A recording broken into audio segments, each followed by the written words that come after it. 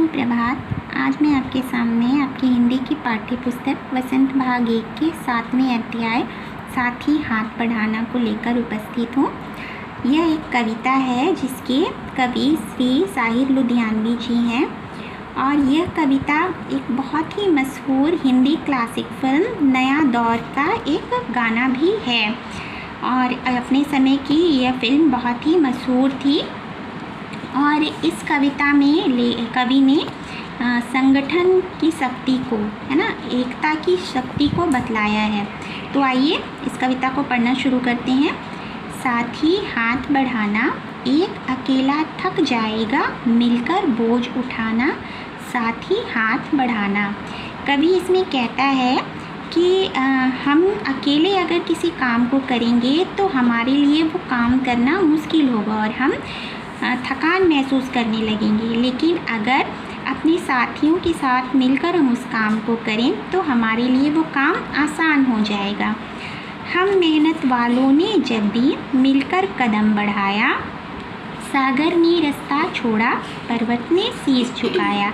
कवि का कहना है कि जब सभी मेहनती लोग एक साथ मिलकर कदम बढ़ाते हैं तो सागर भी रास्ता छोड़ देता है और पर्वत भी शीश झुका लेता है। यानी कि राह में आने वाली बाधाएं जो कि पहले हमें पहाड़ और समुद्र की तरह बड़ी लगती हैं वो भी आसान हो जाती हैं, मुश्किल छट जाती है।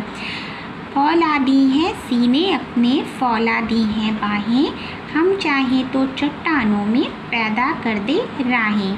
कवि का कहना है कि जो मेहनती लोग होते हैं उनके सीने और उनकी बाहें, यानी कि उनकी इच्छा शक्ति, उनकी कर्म शक्ति, यह सीना इच्छा शक्ति का प्रतीक है और बाँह कर्म शक्ति का, जिससे हम काम करते हैं। ये मेहनती लोगों की ये इसी इच्छा शक्ति और कर्म शक्ति दोनों ही लोहे जैसी मजबूत होती हैं। फौलादी यानी लोहे जैसी मजबूत।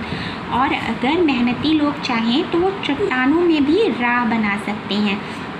आप लोगों ने बिहार के माझी की कहानी सुनी होगी, माझी द माउंटेन मैन, जिन्होंने पहाड़ों को काट कर रास्ता बना दिया था। तो इसीलिए कहा जाता है कि अगर आप में प्रबल इच्छा शक्ति है, अगर आप ठान ले तो पहाड़ में भी आप रास्ता निकाल सकते हैं।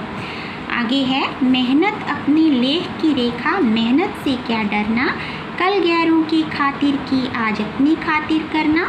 लेखक का कहना है कि मेहनत तो हमारे भाग्य की रेखा में ही लिखा हुआ है, इसलिए हमें मेहनत से नहीं डरना चाहिए। क्यों? क्योंकि भाग्य से डरकर इंसान कहाँ जा सकता है, जो भाग्य में है वो तो करना ही पड़ेगा। तो इस मेहनत को जो हम कभी दूसरों की खातिर करते थे, आज उसी मेहनत को हम अपने लिए करेंगे। अपना दुख भी एक है साथी, अपना सुख भी एक, अपनी मंजिल सच की मंजिल, अपना रास्ता नेक। कवि कहता है कि हम चूँकि एक सामाजिक प्राणी हैं और एक समाज में रहते हैं, इसलिए हमारा सुख और दुख एक दूसरे से अलग नहीं है बल्कि मिला हुआ है। हमारी जो मंजिल है वो सच की मंजिल है और हमारा रास्ता भलाई वाला रास्ता है। तो हम अपने इसी भलाई और नेकी के रास्ते पे चलकर सच्चाई की मंजिल तक अवश्य पहुँचेंगे। एक से एक मिले तो कतरा बन जाता है दरिया, एक से एक मिले तो जर्रा बन जाता है कतरा, यानी कि बूंद। तो कवि कहते हैं कि अगर एक एक बूंद मिले तो वो दरिया यानी कि नदी बन जाती है।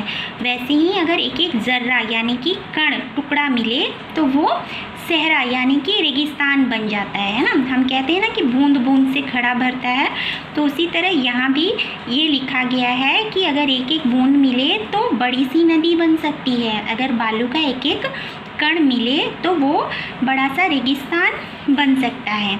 एक से एक मिले तो राई बन सकती है पर्वत।